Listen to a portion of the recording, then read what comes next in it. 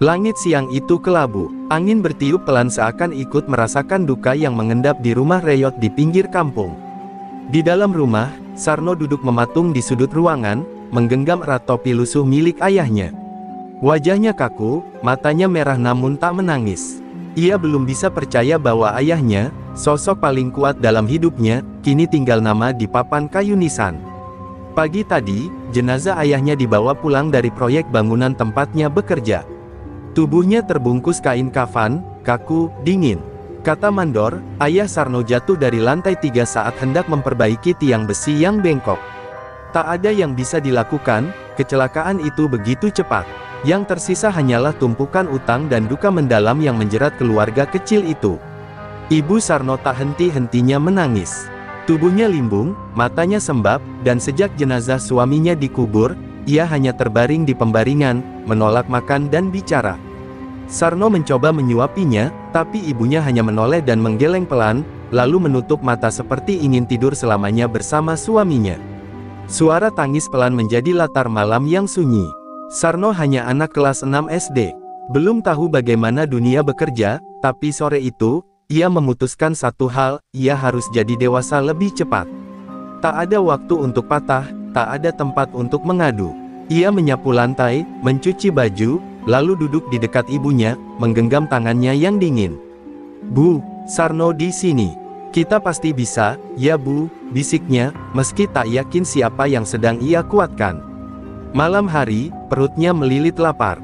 Tak ada nasi, tak ada lauk. Ia hanya merebus air, lalu meminumnya pelan-pelan agar perut tak berontak. Ia menatap langit-langit rumah yang mulai bocor, lalu menggulung tubuhnya di dekat pintu, menahan dingin dengan sarung tipis peninggalan ayahnya. Ia ingin menangis, tapi merasa tak boleh lemah. Tangisnya ditelan sunyi. Besoknya, Sarno bangun lebih awal dari biasanya. Ia pergi ke warung Mbok Darmi, menawarkan diri untuk membantu mengangkut karung beras. Mbok Darmi sempat tertegun, tapi melihat mata Sarno yang serius dan raut wajah yang tak cocok untuk anak seusianya, ia mengangguk. Hari itu Sarno mendapatkan Rp2.000. Tak seberapa, tapi cukup untuk membeli sebungkus nasi kucing untuk ibunya. Ia pulang dengan hati campur aduk. Di satu sisi bangga, di sisi lain sedih. Dulu, ayahnya selalu pulang membawa jajanan kecil untuknya, meski dengan pakaian penuh debu. Kini, giliran ia yang harus melakukannya. Ia suapkan nasi itu perlahan ke mulut ibunya. Sang ibu membuka mata, menatap Sarno lama, lalu air mata mengalir membasahi pipinya. "Maafkan ibu, nak," lirihnya. Sarno tak menjawab. Ia hanya tersenyum dan memeluk ibunya erat. Hari-hari berikutnya akan menjadi lebih berat, Sarno tahu itu. Tapi di dalam hatinya, ia menggenggam kuat satu hal, selama ibunya masih hidup, ia akan berjuang sekuat tenaga. Ia tak boleh menyerah, karena kini ia adalah tulang punggung satu-satunya. Langit mungkin kelabu, tapi di dada Sarno, ada matahari kecil yang baru mulai menyala. Hari-hari berlalu, dan tubuh ibu Sarno makin kurus. Ia hanya bisa terbaring, sesekali batuk lemah, kadang memanggil nama mendiang suaminya dalam tidur. Sarno terus merawatnya dengan sabar, meski usianya belum genap 13 tahun. Setiap pagi, sebelum matahari naik, ia menyiapkan air hangat dari kayu bakar, menyeka tubuh ibunya dengan kain basah, lalu keluar rumah membawa karung goni di pundaknya. Ia tak lagi malu berjalan menyusuri gang-gang sempit membawa karung itu. Tujuannya sederhana, mengumpulkan botol plastik dan barang bekas yang bisa dijual ke pengepul. Setiap botol ia pungut dengan penuh harapan. Terkadang ia menahan lapar agar bisa membeli obat warung untuk ibunya. Meski hanya vitamin generik, ia percaya sedikit demi sedikit akan membuat ibunya membaik. Namun kenyataan tak selalu seindah harapan. Suatu sore, setelah seharian memulung, ia pulang membawa karung setengah penuh dan wajah penuh debu. Tapi rumahnya porak-poranda. Seekor anjing liar masuk dan membongkar tempat makanan. Sisa nasi kucing yang ia sisihkan untuk ibunya berserakan di lantai. Ibunya menangis saat Sarno masuk. Bukan karena rumah yang berantakan, tapi karena merasa tak sanggup lagi menjadi ibu yang layak bagi anak semulia itu. Sarno hanya tersenyum, lalu duduk di dekat ibunya. "Ibu jangan menangis. Rumah bisa dibereskan. Yang penting ibu jangan sedih," ucapnya sambil membersihkan lantai dengan tangan kecilnya. Hatinya hancur, tapi ia tahu, kalau ia ikut menangis, ibunya akan semakin terpuruk. Jadi ia menahan segalanya sendiri, seperti pahlawan kecil yang tak pernah diberi panggung. Malam itu, hujan turun deras. Atap rumah mereka bocor, dan air menetes di sudut-sudut kamar. Sarno menempatkan ember dan baskom seadanya untuk menampung tetesan. Ia duduk memeluk ibunya, selimut tipis menutupi mereka berdua. Dingin dan lapar bersatu dalam malam yang panjang. Tapi Sarno tetap berbisik lembut, "Tidur, Bu. Nanti kalau ibu sembuh, kita makan ayam goreng ya." Keesokan paginya, Sarno mendengar kabar dari Pak Darto, si tukang tambal ban, bahwa ada warung baru yang butuh anak bantu angkut-angkut barang. Meski belum tahu apa pekerjaannya, Sarno langsung melamar. Ia tahu, semakin banyak ia bekerja, semakin besar harapannya membawa ibunya ke klinik. Meski klinik itu jauh dan mahal, ia menyimpannya sebagai cita-cita kecil yang ia peluk erat dalam mimpi. Hari itu Sarno bekerja dari pagi sampai senja. Tubuhnya lelah, tapi hatinya hangat. Ia menerima upah Rp5.000, jumlah terbesar yang pernah ia pegang sejak ayahnya tiada. Ia pulang dengan 2 bungkus nasi dan sepotong tempe goreng. Saat menyuapi ibunya, sang ibu menatap Sarno lama, lalu mencium tangan anaknya. "Kau anak yang luar biasa, Nak," ucapnya dengan suara parau. Sarno tak menjawab, ia hanya tersenyum sambil menahan air mata yang nyaris jatuh. Dalam hatinya, ia tahu hidup masih akan sulit. Tapi ia juga percaya, selama ia bisa berdiri, selama ia bisa bernafas, maka harapan itu belum mati.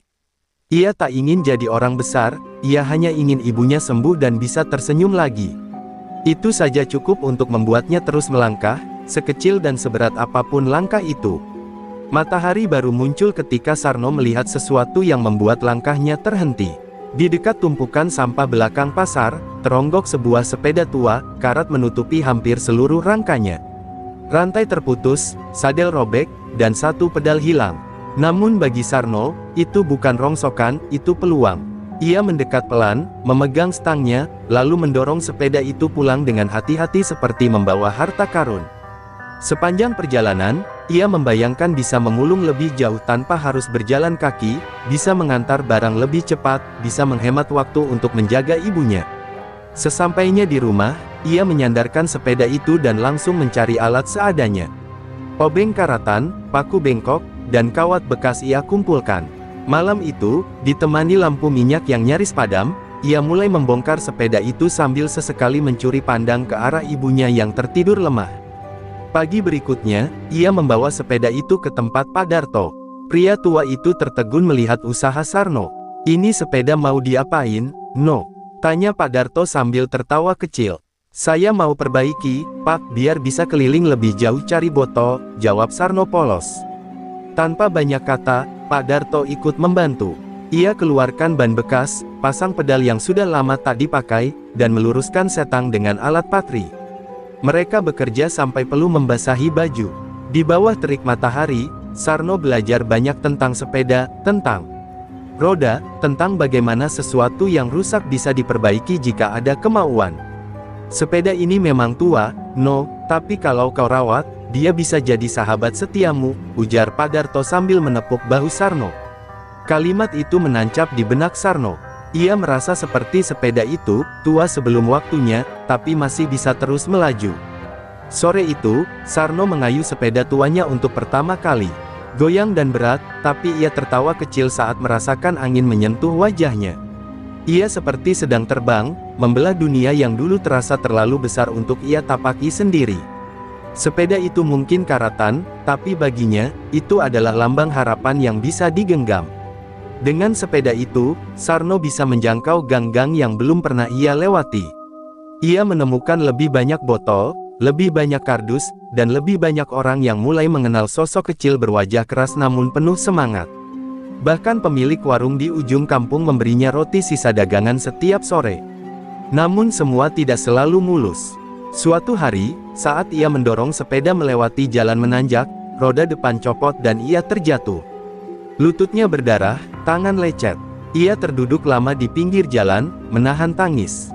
Tapi dalam hati, ia berkata, "Kalau ayah ada, pasti beliau akan bilang, 'Bangun, No. Kita tidak boleh berhenti.'" Maka Sarno bangkit, memanggul sepedanya, dan berjalan pulang dengan kaki gemetar namun tekad yang tak goyah. Malam itu, ibunya membuka mata dan menyentuh tangan Sarno yang penuh luka. "Kau terluka, nak," lirihnya. Sarno tersenyum lemah. "Luka kecil, Bu, tapi hasilnya besar." Ia menunjuk bungkusan nasi dan 2 butir telur rebus di atas meja. Mereka makan bersama malam itu, makanan sederhana, tapi terasa seperti hidangan raja. Dan di luar, sepeda tua itu bersandar diam, menjadi saksi bisu perjuangan seorang anak yang tak sudi menyerah pada takdir. Fajar baru saja menyingkap cakrawala saat Sarno terbangun oleh batuk keras dari arah kamar ibunya. Batuk itu terdengar lebih parah dari biasanya, kering, panjang, dan sesekali disertai erangan pelan. Ia segera bangkit, melangkah cepat ke samping ranjang tempat ibunya terbaring. Wajah ibunya pucat, matanya sayu, dan keringat dingin membasahi pelipisnya. "Bu, ibu kenapa?" tanya Sarno dengan suara gemetar, menggenggam tangan ibunya yang dingin seperti air sumur. Sang ibu berusaha tersenyum, tapi hanya menghasilkan tarikan lemah di sudut bibir. "Ibu cuma agak sesak, nak. Sudah biasa," katanya pelan. Tapi Sarno tahu itu bukan batuk biasa. Ia melihat ada bercak merah di sapu tangan lusuh yang digunakan ibunya. Darah. Jantung Sarno seketika berdegup lebih kencang. Ia ingin berteriak, tapi hanya diam. Air matanya nyaris jatuh, namun ia tahan, seperti biasa. Sarno tahu ia tak bisa menunggu lebih lama. Ia ambil uang hasil memulung yang ia simpan di kaleng biskuit, lalu mengayuh sepeda tuanya secepat mungkin menuju warung Bu Nani yang juga menjual obat-obatan. Nafasnya terengah, matanya nyalang, menyodorkan semua uangnya ke atas meja. "Bu, tolong, obat buat ibu saya, batuk darah. Bu, tolong," pintanya tergesa. Bu Nani tertegun, lalu memberikan 2 strip obat batuk dan menyuruh Sarno segera membawa ibunya ke puskesmas.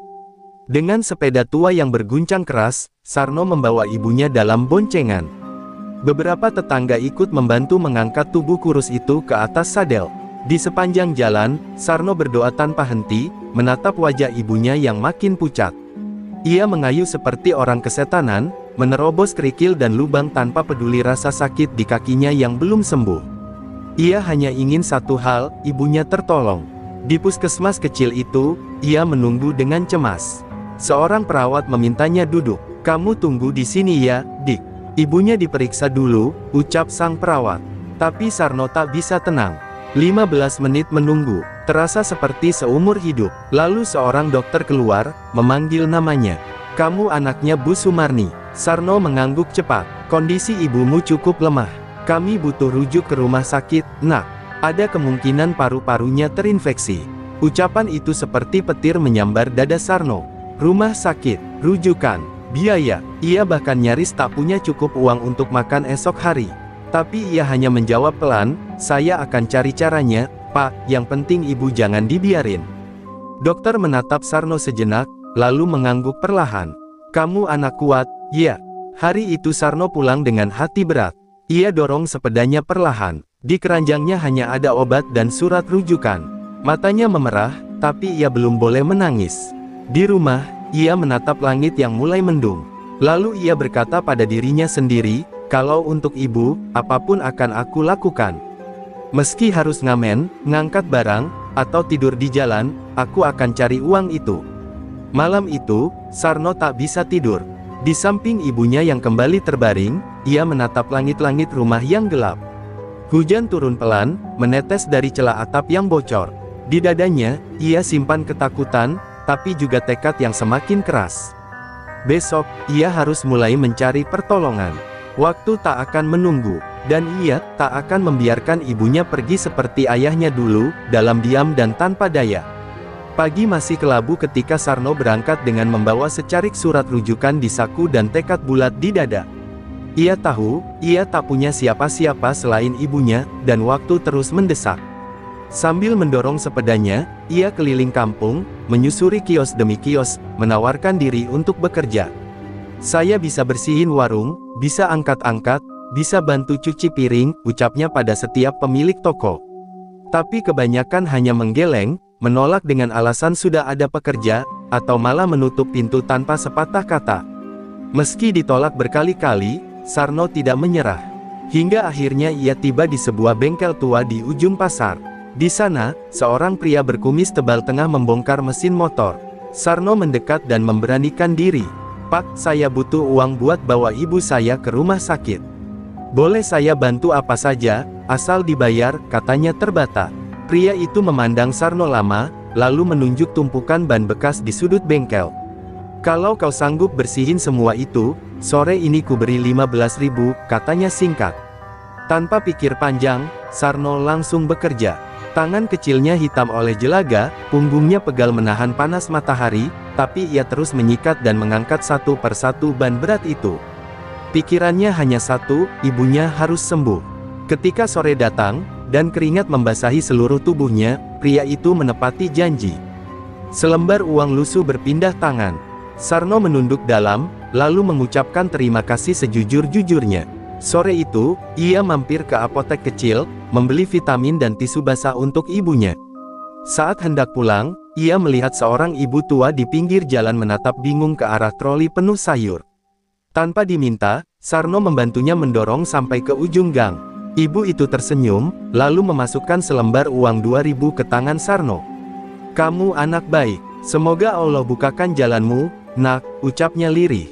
Tiba di rumah, Sarno disambut batuk panjang ibunya yang terdengar makin berat. Wajahnya pucat pasi, napasnya tersengal, dan tubuhnya semakin dingin. Sarno menahan air mata sambil menyuapi ibunya sedikit air hangat. "Bu, sabar ya, besok kita ke rumah sakit." Sarno udah dapat uang sedikit lagi, ucapnya lembut sambil menggenggam tangan ibunya erat. Tapi ibu hanya tersenyum tipis. "Nak, ibu percaya padamu. Tapi kalau nanti ibu pergi duluan, jangan berhenti jadi anak baik ya." Ucapan itu menamparkan batin Sarno. Ia memeluk ibunya erat, menangis dalam diam, dan berkata, "Jangan bilang gitu, Bu. Ibu harus sembuh." Sarno belum bisa bahagiain ibu. Malam itu, ia tidur sambil memeluk tubuh lemah sang ibu, berharap pagi segera datang dan mukjizat menyertainya. Tapi dunia tak selalu memihak mereka yang tulus. Saat dini hari datang, Sarno terbangun oleh hening yang aneh. Ia menyentuh tubuh ibunya yang dingin, mengguncangnya pelan. "Bu, bangun, Bu." "Ini Sarno, ayo bangun." Tapi tak ada jawaban. Tak ada senyum, tak ada batuk, hanya keheningan menusuk dan rasa dingin yang menyergap. Sarno terdiam lama, lalu menjerit lirih dalam tangis, meremas tangan ibunya yang kini membeku. Dunia seolah runtuh, dan untuk pertama kalinya, Sarno benar-benar merasa sendirian.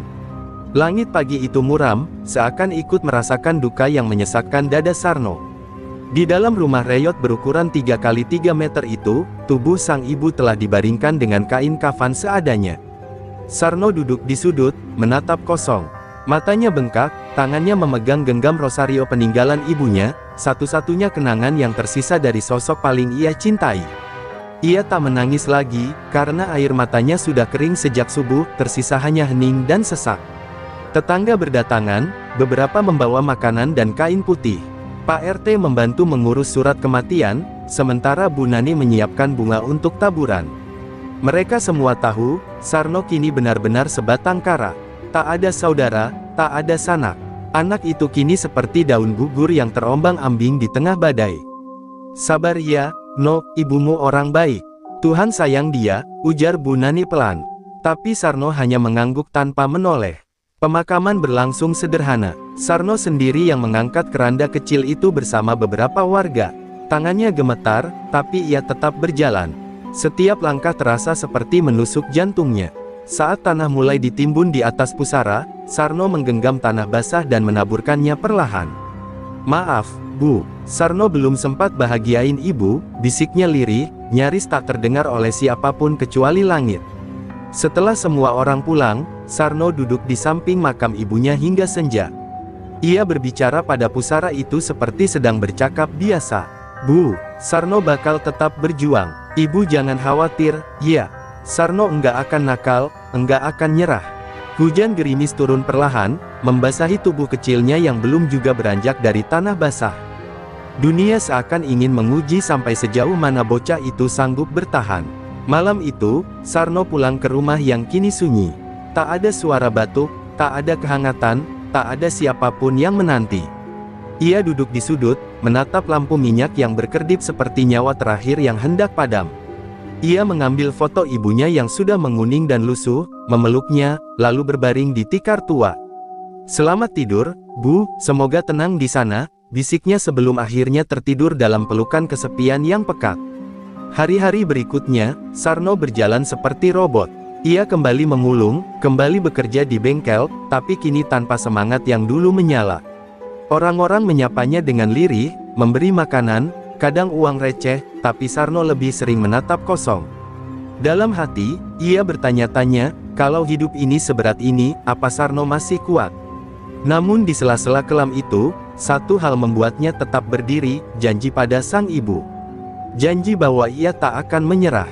Setiap kali lelah menghantam, ia menggenggam rosario itu erat, membayangkan wajah ibunya yang tersenyum lembut. "Ibu bilang aku kuat, ibu percaya aku bisa," gumamnya. Dan keyakinan itulah yang perlahan menyalakan kembali bara di dadanya. Maka, meski langit terus mendung dan malam terasa panjang, Sarno kembali mengayu sepeda tuanya. Di tengah dunia yang kejam dan sunyi, ia mencari secercah harapan, membawa luka, membawa doa, dan membawa tekad untuk terus hidup demi janji yang belum sempat ia tunaikan. Sejak kepergian ibunya, rumah kecil di ujung gang itu tak lagi terasa seperti rumah. Malam-malam terasa semakin sunyi, dan dinding-dinding bambu yang dulu menghangatkan kini terasa seperti jeruji yang menahan luka. Pada suatu pagi yang dingin, Sarno mengunci pintu rumahnya dari luar, menyelipkan kunci di bawah batu, dan berbisik lirih, "Maaf, Bu, Sarno harus pergi sebentar. Kalau di sini terus, Sarno bisa gila." Ia membawa sepedanya, membawa ransel kecil berisi baju lusuh, foto ibunya, dan satu bungkus nasi pemberian tetangga.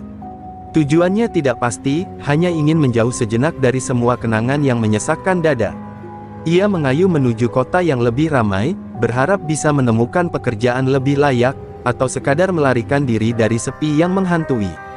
Sarno tiba di pusat kota saat sore menjelang. Gedung-gedung tinggi menjulang seperti raksasa yang mengawasi langkah-langkah kecilnya.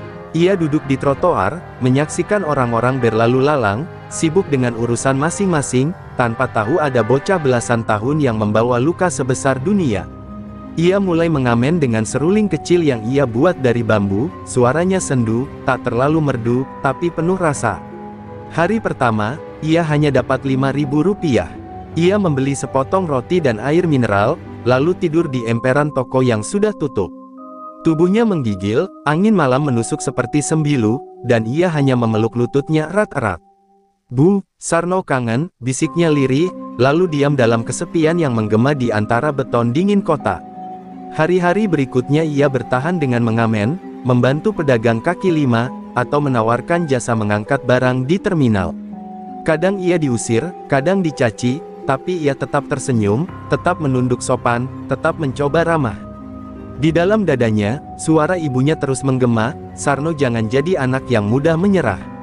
Pada suatu sore, saat ia membantu seorang nenek menyeberang jalan, seseorang memanggil namanya. "Sarno." Ia menoleh. Seorang pemuda berkemeja lusuh, berambut gondrong, menatapnya penuh heran. "Ini kamu?" "No, aku Jono, temanmu dulu waktu masih sekolah dasar." Sarno sempat ragu, tapi kemudian mengenali wajah sahabat lamanya itu, yang dulu pindah ke kota. Jono membawanya ke kontrakan kecil tempat ia tinggal bersama kakaknya. Mereka makan bersama, dan malam itu untuk pertama kalinya Sarno merasa hangat kembali. Tapi ketika ditawari tinggal lebih lama, Sarno hanya tersenyum dan berkata, "Terima kasih, Jo, tapi aku harus jalan terus. Masih ada janji yang belum kutunaikan." Jono terdiam, lalu mengangguk pelan. Ia tahu, sahabat kecilnya bukan lagi anak biasa, Sarno telah menjadi jiwa yang ditempa derita. Dan malam itu, Sarno kembali ke jalan. Dengan sepedanya, ranselnya, dan semangat yang tak kunjung padam. Dunia mungkin tak ramah, tapi ia telah memilih, jalan ini akan ia tempuh, sejauh apapun, selama ibunya tetap hidup dalam hatinya. Malam itu, Sarno kembali mengamen di depan sebuah minimarket yang ramai pengunjung. Suara seruling bambunya mengalun pelan di tengah keramaian kota. Beberapa orang lewat begitu saja, tak acuh. Namun, seorang wanita muda berseragam guru berhenti, memperhatikannya dengan sorot mata penuh iba. Setelah lagu selesai, ia menghampiri Sarno dan berkata, "Kamu sekolah di mana, nak?" Sarno menunduk, lalu menjawab lirih, "Saya sudah enggak sekolah, Bu, ibu saya sudah meninggal. Saya cari uang sendiri sekarang." Wanita itu terdiam sesaat, lalu duduk di samping Sarno.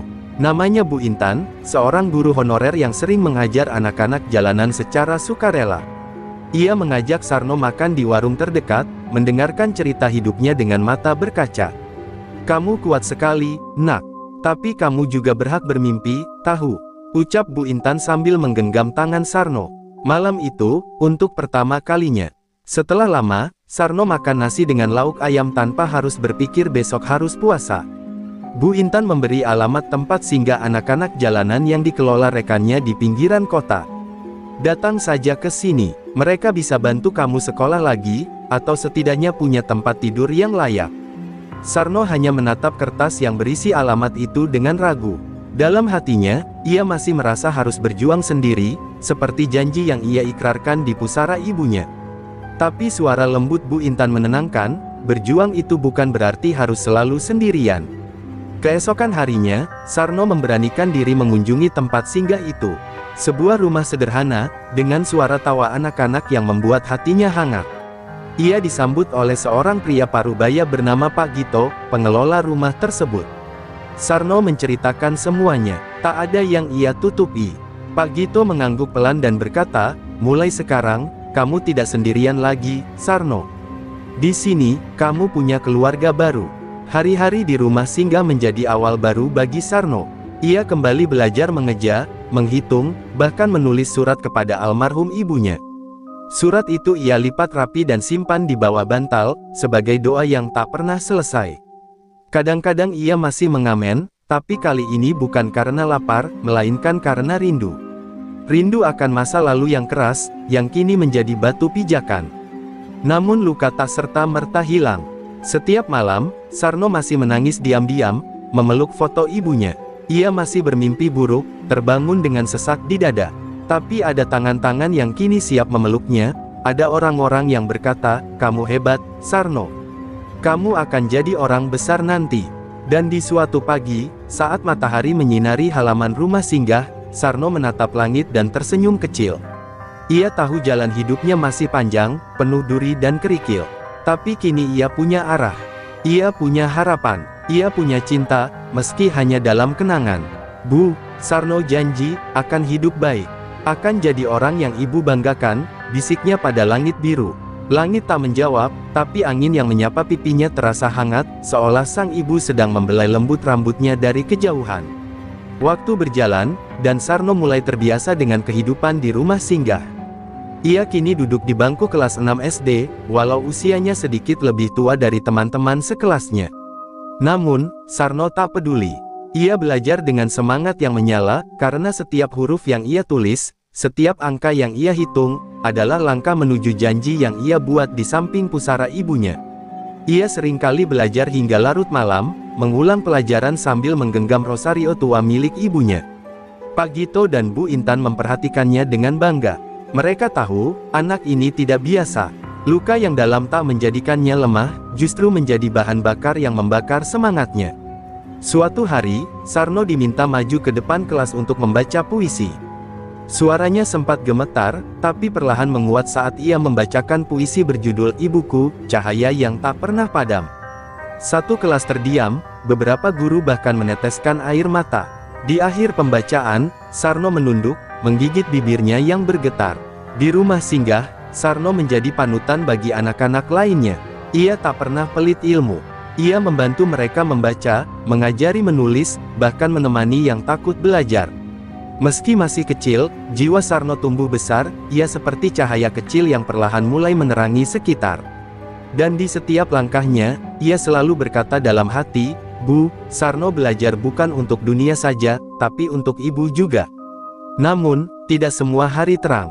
Suatu malam, rumah singgah digegerkan dengan kabar bahwa tempat itu akan digusur karena sengketa lahan. Sarno mendengar percakapan Pak Gito dengan nada putus asa. "Kalau benar digusur, kemana anak-anak ini harus pergi?" ucap Pak Gito, lirih. Sarno yang mendengar dari balik pintu, langsung menatap langit-langit. Untuk pertama kalinya setelah lama, ia kembali merasa takut kehilangan rumah. Tapi kali ini, Sarno tak mau diam.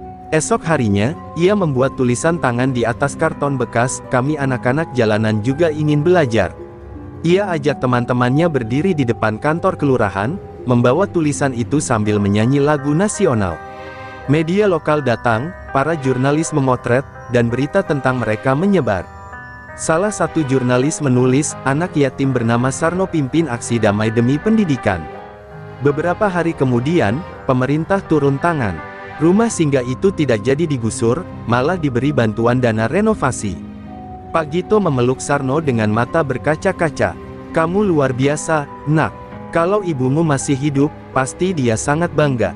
Sarno tersenyum, menunduk, lalu menjawab pelan, "Saya cuma enggak mau ada anak lain yang kehilangan harapan seperti saya dulu." Sejak itu, nama Sarno mulai dikenal. Ia beberapa kali diundang bicara di acara anak jalanan, menceritakan perjuangannya. Meski belum genap 14 tahun, tutur katanya bijak, penuh luka namun juga penuh cahaya. Setiap kalimatnya menggetarkan hati siapa saja yang mendengarnya. Ia selalu menutup dengan satu kalimat yang sama, "Saya cuma anak yatim piatu, tapi saya percaya, luka bukan akhir dari segalanya." Dan malam itu, sebelum tidur, Sarno kembali menulis surat untuk ibunya. Di dalamnya tertulis, "Bu, Sarno sekarang punya banyak adik. Sarno akan jaga mereka, akan terus belajar, akan terus menyalakan pelita, seperti ibu yang dulu menyalakan pelita kecil di hati Sarno." Tahun demi tahun berlalu. Sarno kini duduk di bangku SMA, dan wajahnya sudah lebih dewasa, namun mata itu masih sama, mata seorang anak yatim yang pernah berteman akrab dengan lapar, dingin, dan sepi. Rumah singgah telah berubah menjadi yayasan resmi, berdinding tembok kokoh dan memiliki ruang kelas sendiri. Di dinding utama terpajang besar foto hitam putih seorang wanita sederhana yang tersenyum lembut, Ibunda Sarno. Di bawahnya tertulis, "Demi ibu, Sarno tidak pernah menyerah." Sarno kini bukan hanya murid, tapi juga menjadi relawan pengajar bagi adik-adik baru di yayasan itu. Ia mengajar membaca dan menulis, tapi juga mengajarkan keberanian untuk bermimpi. Ia sering berkata, "Kita boleh lahir dari luka, tapi jangan biarkan luka itu membatasi kita." Setiap anak memandang Sarno seperti kakak, pelindung, dan cahaya yang membimbing. Pada suatu hari, Sarno diundang ke sebuah acara penghargaan di tingkat nasional. Ia terpilih sebagai anak inspiratif tahun ini. Di atas panggung, dengan sorotan lampu dan puluhan kamera, Sarno berdiri sambil membawa seruling bambu tua yang masih disimpannya. Dalam pidatonya, ia tak menyebut nama siapapun selain satu orang. "Semua ini untuk ibu, untuk semua ibu yang pernah menahan lapar agar anaknya bisa makan, yang menahan tangis agar anaknya bisa kuat." Ruangan hening, banyak mata yang basah.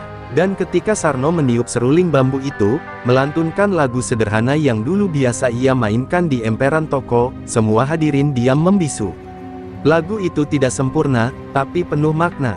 Seolah-olah sebuah doa lirih yang naik ke langit, menembus awan, mencari satu jiwa yang paling ia rindukan.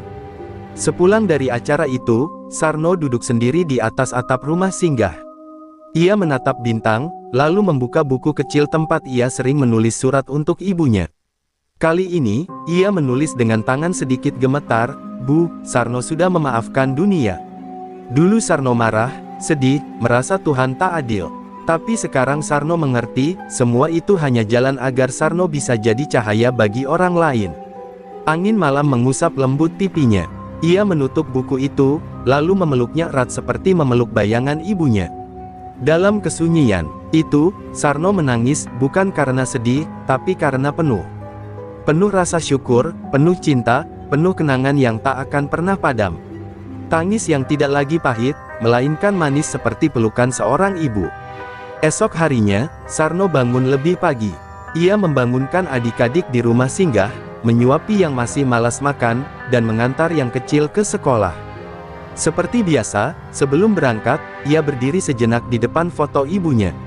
Ia tersenyum, memberi hormat kecil, lalu berbisik, "Bu, lihat, Sarno tidak sendirian lagi." Dan Sarno tidak akan pernah berhenti menyalakan cahaya. Cahaya itu kini telah menyala di banyak hati, dan selama Sarno terus berjalan, Selama ia terus berbagi, selama ia terus mencintai, maka cahaya kecil itu akan terus hidup. Tak akan pernah padam.